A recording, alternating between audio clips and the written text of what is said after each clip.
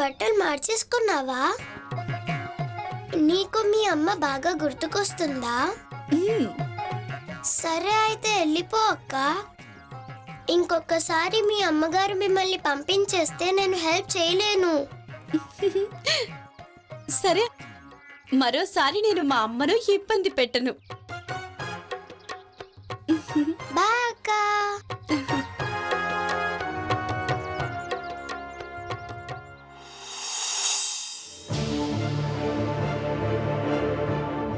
అమ్మా,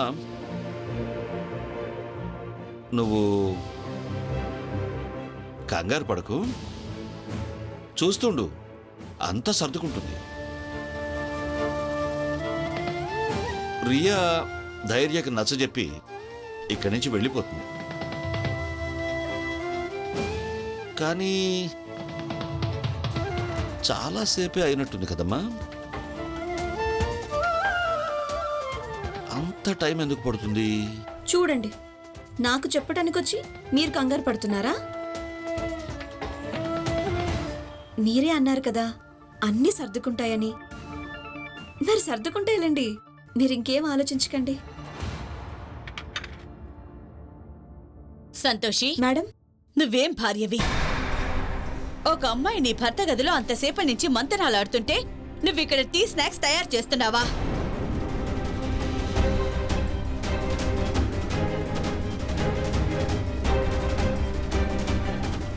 వెనక్కి జరుగు.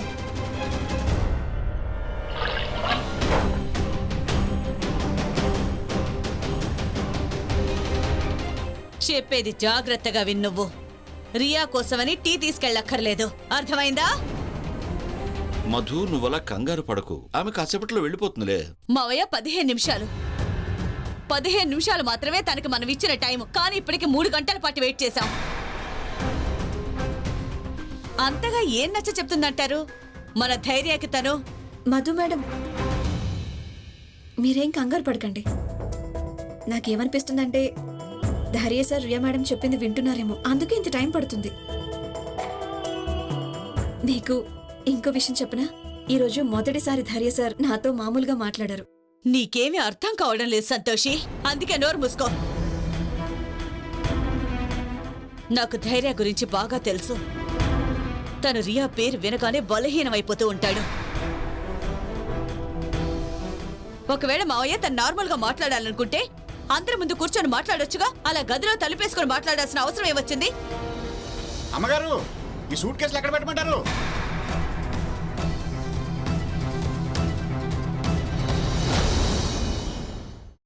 అమ్మ, అలాంటి వాళ్ళది నిజమైన ప్రేమ కాదు, అది వ్యామోహం. ఎగ్జాక్ట్లీ చిన్నత్త, నిజంగా ప్రేమించుకున్న వాళ్ళు అలా చేయరు.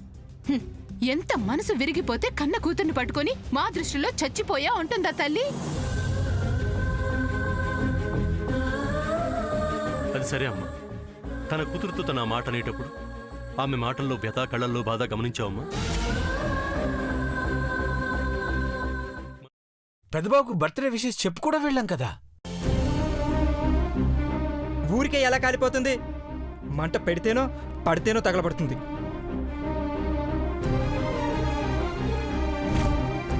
కరెక్ట్ చిన్నబాబు, నీకొచ్చినట్టే నాకు డౌట్ వచ్చింది.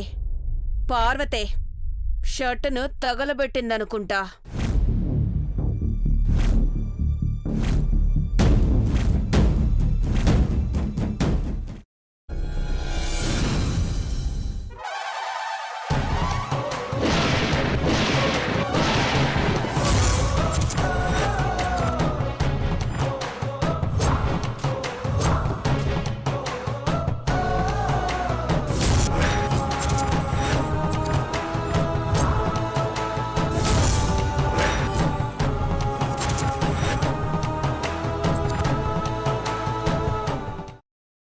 తర్వాత పొట్టు తీసేసి చాప్ చేసి పక్కన పెట్టుకోవాలి.